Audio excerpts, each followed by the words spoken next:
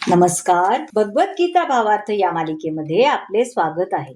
आज आपण यामध्ये अध्याय 18 मधील श्लोक 61 ते 65 पाहणार आहोत. श्लोक 61 पाहूया.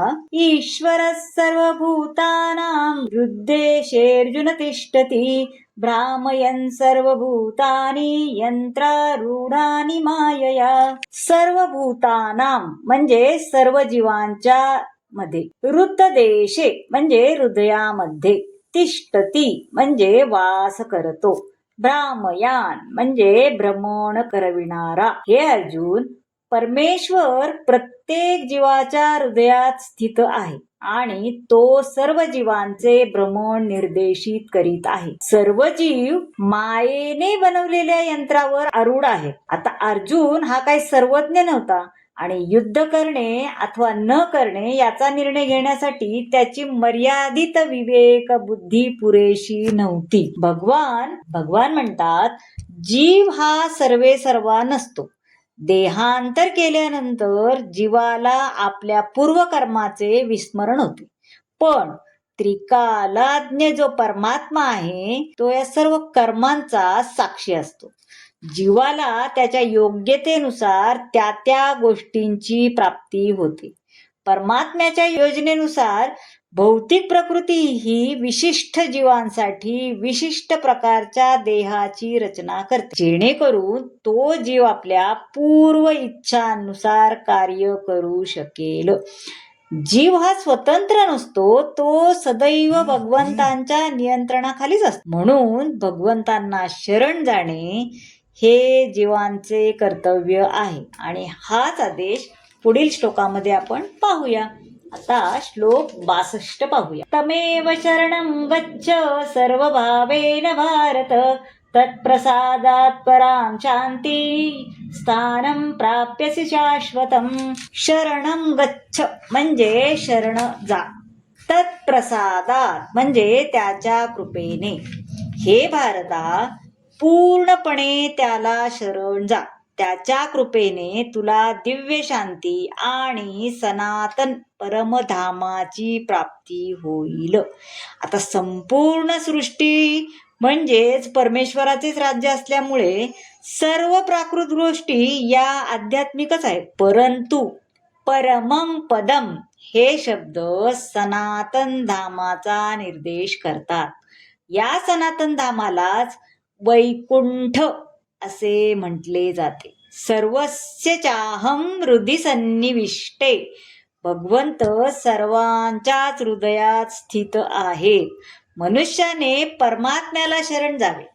अर्जुनाने भगवंताचा सर्व जीवाचे परमधाम म्हणून स्वीकार केला आहे, तर सर्व देवांनी सुद्धा त्या स्वीकाराला पुष्टी पण दिलेली आहे. आता श्लोक 63 पाहू. इति ते ज्ञानमाख्यातं गुह्याद् गुह्यंतरं मया विमृश्येतदशेषेण यथेच्छसि तथा कुरु.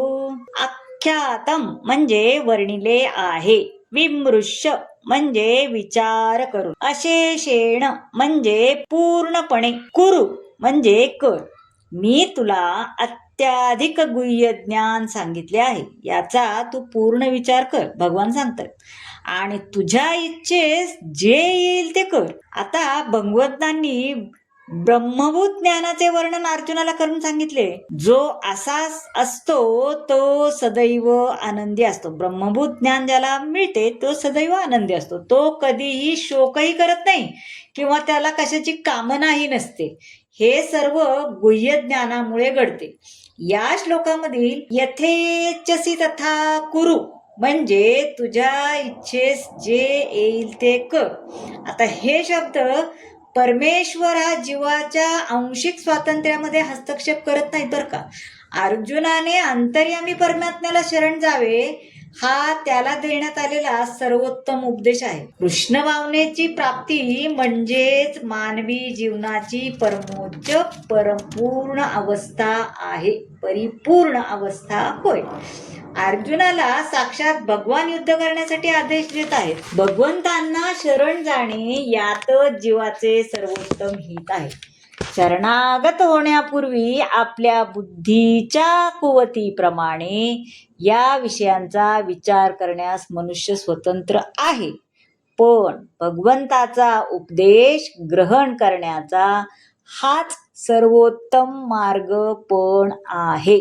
आता श्लोक 64 पाहूया. सर्वगुह्यतां भूया शृणु मे परमं वचः इष्टोऽसि मे दृढमिति ततो वक्ष्यामि ते हितम्. सर्वगुह्यतमं म्हणजे परमगुह्य, वचः म्हणजे आदेश किंवा वचन, इष्ट असी म्हणजे तू प्रिय आहेस, आणि हितम म्हणजे हितार्थ. भगवान म्हणतात, तू माझा अतिशय प्रिय सखा असल्यामुळे मी तुला सर्व ज्ञानामधील अत्याधिक गुह्यतर असे परमश्रेष्ठ वचन सांगतो, जे तुझ्या हितार्थ आहे, म्हणून ते तू माझ्याकडून ऐक. भगवंतांनी प्रथम अर्जुनाला गुह्य ज्ञान म्हणजे ब्रह्मज्ञान सांगितले आणि त्याहून अधिक परमात्म्याचे ज्ञान सांगितले. आता ते परमगुह्य ज्ञान सांगत आहेत की पुरुषोत्तम भगवंतांना शरण जा, मन मना म्हणजे सदैव माझे चिंतन कर. कोणीही साधारण मनुष्य भगवद्गीतेचे सार जाणू शकत नाही. जो श्रीकृष्णांना वास्तविक अत्यंत प्रिय शुद्ध भक्त आहे, तोच गीतेचे सार जाणू शकतो. तरी त्याचे अनुसरण केवळ अर्जुनानेच नाही तर आपण सर्व जीवांनी केले पाहिजे. आता श्लोक 65 पाहूया. मन्मना भव मद्भक्तो मद्याजी मां नमस्कुरु मामे वैश्यसि सत्यं ते प्रतिजाने प्रियोसि मे. मत्मना म्हणजे माझे चिंतन करून, एष्यसी म्हणजे तू येशील. आता भगवान सांगतायत, तू सदैव माझे चिंतन कर, माझा भक्त हो, माझे पूजन कर आणि मलाच नमस्कार कर. याप्रमाणे तू मला निश्चितपणे प्राप्त होशील. मी तुला हे प्रतिज्ञेने सांगतो. भगवान वचन देतात बघा, कारण तू माझा अत्यंत प्रिय सखा आहेस.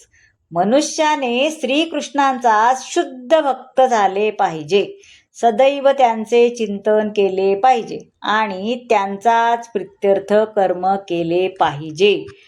आता हा ज्ञानाचा अत्यंत गोपनीय भाग आहे. मनुष्याने केवळ उथळध्यानी होऊ नये. जीवनावर असे जीवनाला वळण दिले पाहिजे की जेणेकरून त्याला सदैव कृष्ण चिंतन करता यावे. भगवंत प्रतिज्ञेने सांगतायत की जो कोणी अशी भक्ती करेल तो मला प्राप्त होईल. भगवंताची विष्णू, नारायण, राम, वराह अशी अनेक रूपे आहेत, परंतु भक्ताने अर्जुनासमोर उपस्थित असलेल्या रूपावरच आपले मन केंद्रित करावे. हे ज्ञानाचे गोपनीय सार आहे आणि हेच ज्ञान श्रीकृष्णांनी अर्जुनाला प्रकट केले आहे, कारण अर्जुन हा त्यांचा प्रिय सखा आहे. तर मंडळी, या निरनिराळ्या गुह्य ज्ञानाचा भाग तुम्हाला कसा वाटला नक्की सांगा. आवडला असेल तर लाईक करा, शेअर करा, सबस्क्राईब करा आणि कमेंट जरूर करा. धन्यवाद.